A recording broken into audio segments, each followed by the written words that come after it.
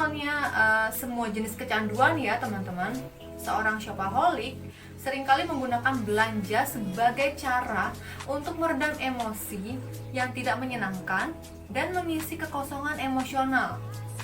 Biasanya suasana hati yang buruk yang diakibatkan oleh pertengkaran, kemudian stres atau frustrasi memicu keinginan untuk belanja.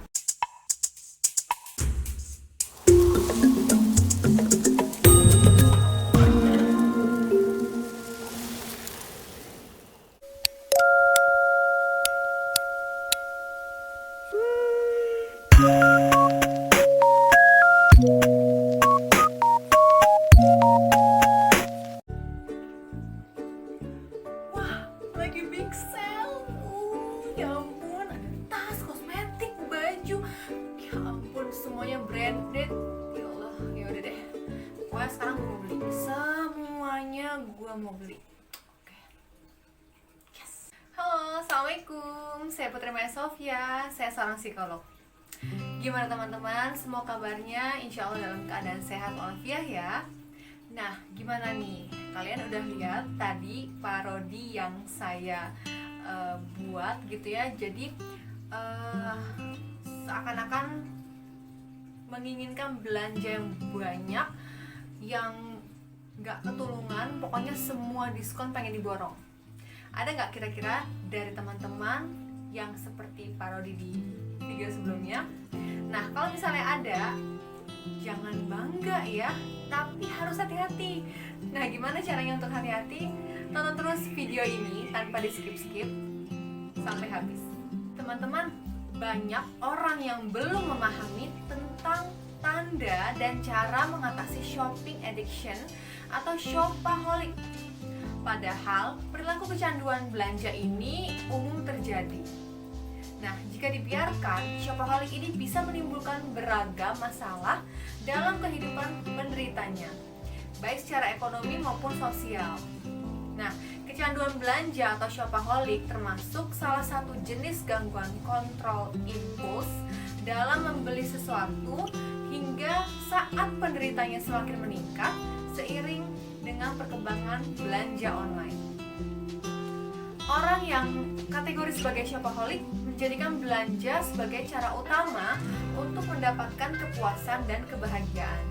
Meski begitu, kesenangan yang didapat hanya bersifat sementara. Nah, apa aja sih teman-teman tanda dari shopaholic atau shopping addiction?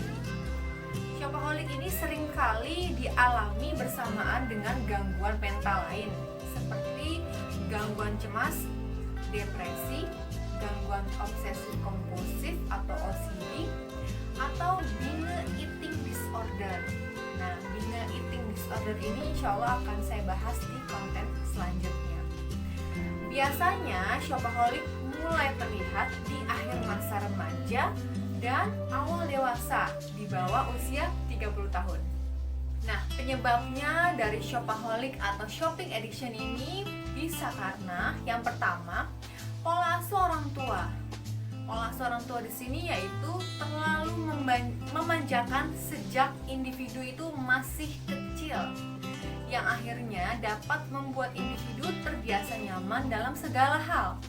Jadi, aku mau ini pak, dikasih, aku mau ini mah, dikasih, tanpa ada batasan-batasan dan pengertian-pengertian pada si anak. Jadi, semaunya dikasih ini, dikasih itu, akhirnya terbiasa sampai dia remaja atau dewasa. Nah, yang kedua, pernah menjadi korban bullying. Jadi selalu diremehkan, dikucilkan, diasingkan di lingkungan ya, karena tidak memiliki apa-apa misalnya, atau karena kurang populer.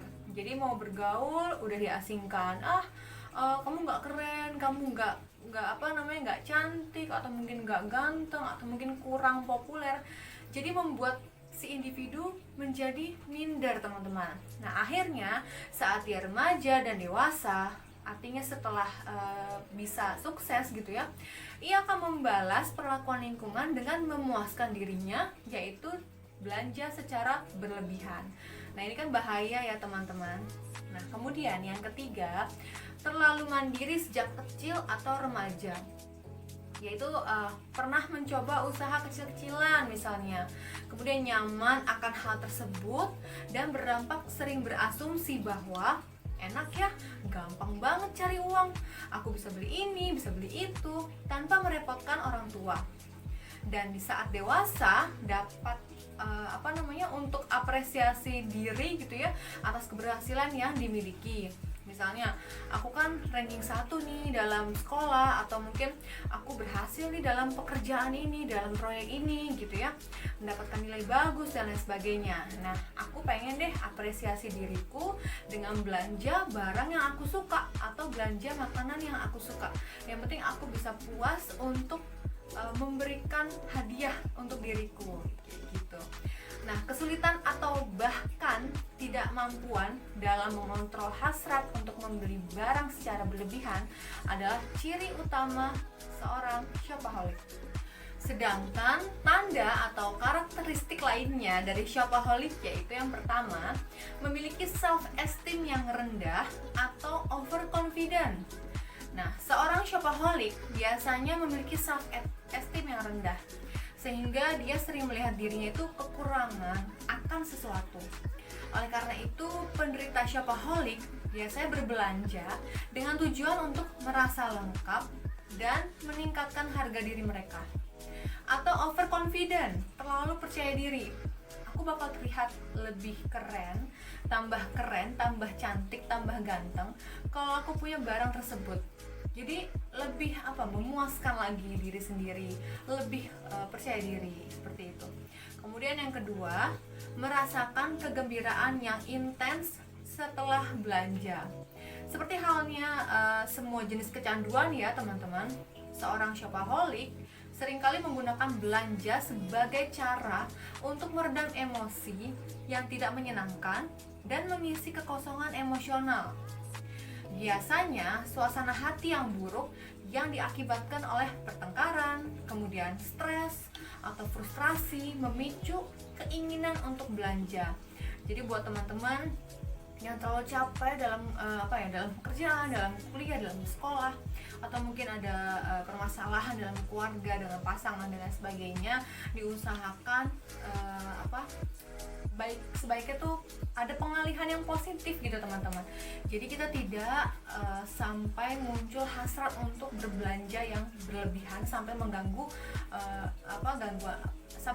psikologis kita kemudian hari gitu teman-teman. Nah, ketika melihat barang yang disuka dan membelinya, seorang shopaholic biasanya merasa bahagia dan puas nih. Wah, aku udah berhasil beli barang yang aku suka, aku koleksi semuanya. Nah, kemudian dia akan melupakan masalah-masalahnya nih. Perasaan bahagia ini membuatnya ketagihan sehingga terus berulang. Yang tadi itu kompulsif, terutama jika ada pemicunya. Jadi jika ada triggernya, dia akan kembali lagi untuk mengulangi hal kecanduan dalam belanja. Kemudian yang ketiga, merasa menyesal karena belanja berlebihan tetapi terus melakukannya. Jadi walaupun kita sudah senang untuk belanja gitu, tapi kita akan menyesal, kenapa ya tadi aku belanja itu, kenapa ya aku tadi beli ini, beli itu, padahal semuanya aku tuh udah punya gitu. Jadi sampai nggak kepake, sayang banget kan. Pasti akan berpikir kayak gitu, tapi tetap ngulangin lagi. Nah, meski merasa sangat senang setelah berbelanja, kemudian tidak lama kemudian seorang shopaholic biasanya akan merasa kecewa dan menyesali perbuatannya yang tadi saya jelaskan ya. Di sisi lain, ketika tidak bisa belanja, dia akan cenderung marah, frustrasi, kesal, tidak bisa menikmati hidup, bahkan jatuh ke dalam depresi. Jadi meski menyadari bahwa perilaku belanjanya yang berlebihan dan bahkan merugikan adalah suatu masalah yang harus dihentikan, seorang shopaholic akan tetap melakukannya di kemudian hari. Lalu yang keempat, belanja secara diam-diam. Nah, begitu di rumah gitu ya, atau mungkin pas di kantor lagi istirahat, lagi santai, mulai dia tuh langsung online gitu kan, belanja online, atau mungkin iseng deh ke mall ke kantor gitu, belanja sendiri. Udah deh, nggak ada yang tahu, langsung beli wah puas lagi. Perkembangan belanja online yang semakin pesat bisa mendukung dan mempermudah shopaholic untuk menyembunyikan pembeliannya. Hal ini biasanya dilakukan karena dia merasa bersalah atas perilakunya tersebut. Jadi udah belanja gitu ya, diem-diem gak ada orang, terus langsung diumpetin. Nah, diumpetinnya itu juga bisa karena dia ada penyesalan gitu. Aduh, gimana nih? Nanti ini deh dikritik lagi sama teman, beli-beli terus dan lain sebagainya. Nanti dikritik lagi sama orang tua. Kamu nih beli-beli barang terus ya, udah punya ini, udah punya itu. Jadi dia menyembunyikan kesalahannya secara diam-diam. Lalu yang kelima, pengelolaan keuangan yang buruk. Nah, sama halnya dengan kecanduan hal lain nih teman-teman. Masalah keuangan juga akan muncul akibat belanja yang tidak terkontrol. Seorang shopaholic merasa dirinya tidak bisa menghentikan pengeluaran dan akan tetap menghabiskan lebih banyak uang untuk belanja, dan bahkan yang lebih parah lagi hingga terjebak utang. Jadi kayak pinjol gitu ya, jadi sampai rela kerjasama dengan pinjol, kayak gitu kan bahaya ya teman-teman. Jadi merugikan diri sendiri, akhirnya keluarga juga jadi kepikiran harus bayar utang, nambah lagi ini, nambah lagi itu sangat merugikan teman-teman. Jadi diusahakan harus bisa mengontrol dalam belanja ya. Nah teman-teman, ini ada beberapa tips untuk mengatasi atau mengontrol shopping addict atau shopaholic. Nah, yang pertama adalah hentikan penggunaan kartu kredit. Ayo teman-teman, yang biasanya tinggal gesek, mau beli ini tinggal gesek, mau beli itu tinggal gesek, gampang banget. Nah, itu mesti dihentikan ya teman-teman, untuk mengurangi shopaholic dan menyelamatkan uang teman-teman. Kemudian yang kedua, bawa uang cash secukupnya. Nah, ini juga untuk menyelamatkan keuangan kalian ya teman-teman. Jadi seperlunya aja untuk bawa uang. Jadi untuk meredam juga niatan belanja, hasrat untuk belanja berlebihan. Kemudian yang ketiga, alihkan perhatian dari belanja. Jadi buat teman-teman nih yang namanya seorang pekerja, kemudian pelajar gitu ya, mahasiswi itu kan semua padat banget dari kegiatan, kemudian dari PR lah, tugas kayak gitu. Itu kan bikin stres ya teman-teman. Nah, gimana caranya biar aku tuh nggak stres belanja? Ujung-ujungnya belanja, akhirnya apa? Tambah stres teman-teman kalau berlebihan. Jadi kalian harus punya kegiatan yang bervariatif. Nah, harus ada pengalihannya. Dengan cara apa nih? Menggambar misalnya, atau mewarnai, kemudian menonton film yang tidak mengandung emosional atau beban pikiran. Karena sama aja teman-teman, kalau kalian menonton film yang emosional dan mengandung beban pikiran, itu sama aja kalian jadi cemas, ya kan? Cemas lagi, udah capek kerja, udah capek kuliah, udah capek sekolah gitu ya. Pilihnya adalah yang emosional. Nah, tambah kacau teman-teman. Jadi ada lagi nih hasrat untuk belanja, nggak sembuh-sembuh kan kalau kayak gitu. Jadi kalian usahakan tonton atau membaca yang ringan-ringan aja. Oke, yang keempat adalah catat semua kebutuhan belanja dan ajak teman atau saudara yang hemat. Jadi artinya di sini kalian punya catatan. Jadi aku mau beli apa nih ya? Oh iya, beli make up nih udah habis gitu kan. Oh iya, beli ini nih misalnya bahan-bahan pokok untuk makanan sudah habis. Jadi yang penting-penting aja teman-teman, dan jangan lupa untuk ngajak teman atau saudara yang hemat. Jadi kalau misalnya kalian belanja udah mau ngambil yang lain, ada yang ngingetin, ingat tadi kan udah belanja ini, kamu kan udah punya ini, jadi nggak usah dibeli lagi. Nah kalau misalnya kalian sendiri belanjanya, bablas lagi, nanti belanja lagi yang tidak perlu. Kemudian yang kelima adalah usahakan belanja dengan merek yang biasa kita gunakan. Misalnya kosmetik, oh aku udah biasa menggunakan kosmetik merek A misalnya, tapi aku pengen merek B, pengen merek C, karena tuh banyak banget yang keluar sekarang yang bagus-bagus. Nah itu dihentikan teman-teman, untuk mengurangi hasrat untuk belanja. Udah kosmetik A, udah beli kosmetik A, kosmetik B gitu, itu di stop gitu, nggak usah.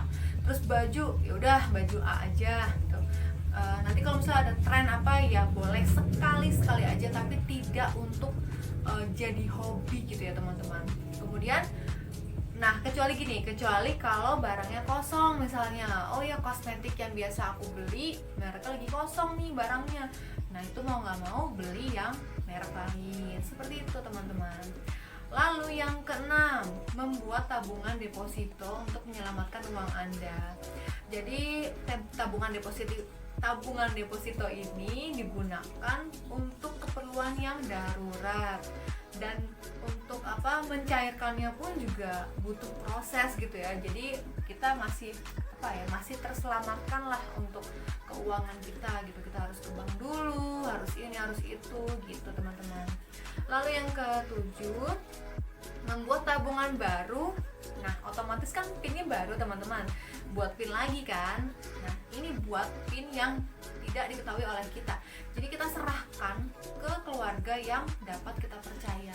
Jadi kalau misalnya kita mau beli apa-apa, ini deh minta tolong sama saudara buat ambilin uangnya, seperti itu. Butuhnya berapa, udah punya catatan, jadi uang kita juga selamat.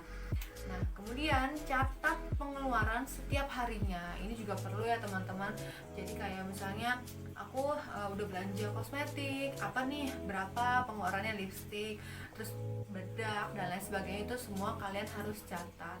Nah tapi teman-teman, kalau misalnya diantara teman-teman atau mungkin teman-teman punya saudara, punya teman yang memiliki gangguan shopaholic, gak ada salahnya untuk mengunjungi psikolog untuk mendapatkan penanganan yang tepat.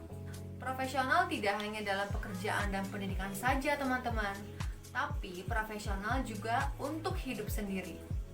Profesional dalam mengatur keuangan yuk, untuk investasi masa depan, diri sendiri sampai hari tua, kesehatan, usaha, semua terjamin.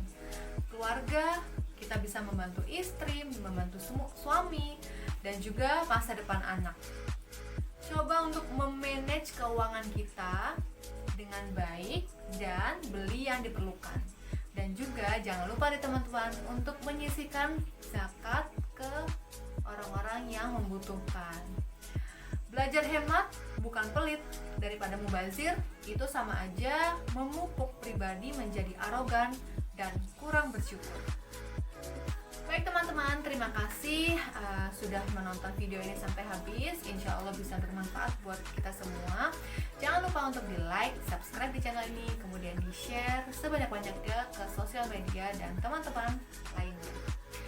Sampai ketemu lagi di video selanjutnya, dan tidak bosan dan tidak lupa untuk selalu mengingatkan untuk yang pertama menjaga kesehatan, kemudian mencuci tangan selalu di mana aja, kemudian memakai masker gitu ya, dan juga menjauhi kerumunan. Pokoknya kita harus ikutin terus prokes ya teman-teman, agar kita selalu sehat. Kemudian jangan lupa untuk vaksin juga teman-teman. Baik teman-teman, sampai ketemu lagi di video selanjutnya. Terima kasih. Assalamualaikum.